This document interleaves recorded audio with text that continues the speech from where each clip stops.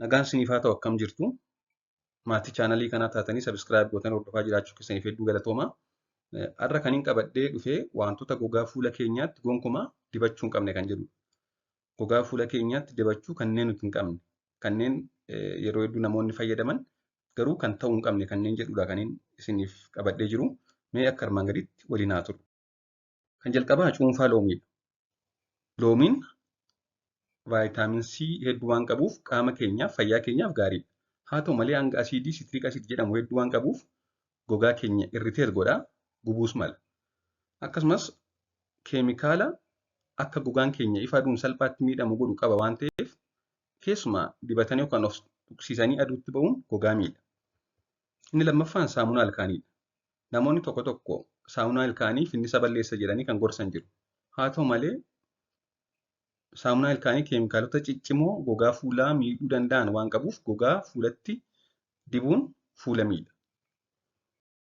Sadaffaan shaampoo ittiin rifeensa mataa dhiqannudha. Shaampoon kunneen xurii fi zayita qaamni keenya maddisiisee rifeensa irra jiru qulqulleessuuf ni gargaaru. Haa ta'u malee shaampoon kunneen egaa fuula yoo ittiin dhiqanne gogaa fuulaa gogsuun, fofottoqsuu, quncisuu malu. Kanaaf shaampoo ittiin rifeensa mataa qulqulleeffannuun fuula keenya dhiqachuu hin qabnu. Garbiraan doodiraantiidha. Namoonni tokko tokko jiru kan doodiraantii fuulatti dibatan. Doodiraantii fuulatti dibachuun qaawwa xixiqqoo fuularra jiran cufuun finnisaaf nama saaxila. Kana malees gogaa fuulaa irriteet godhee madeessuu mala. Garbiroon saamunaa uffataaf yookaan harka qulqulleessuuf fayyadan fuula ittiin dhiqachuu. Saamunaa ittiin uffata miican, ittiin harka keenya ootee lafaatti ittiin dhiqannu fuula dhiqachuu. Saamunaan akkasii keemikaala ciccimoo xurii baasuuf fayyadan qabu. Haa ta'u malee gogaa fuulaa sensitiif ta'e kanaaf kan ta'u miti. Gogaa fuulaa gogsaa, ni madeessa akkasumas ni dheekkamsiisa.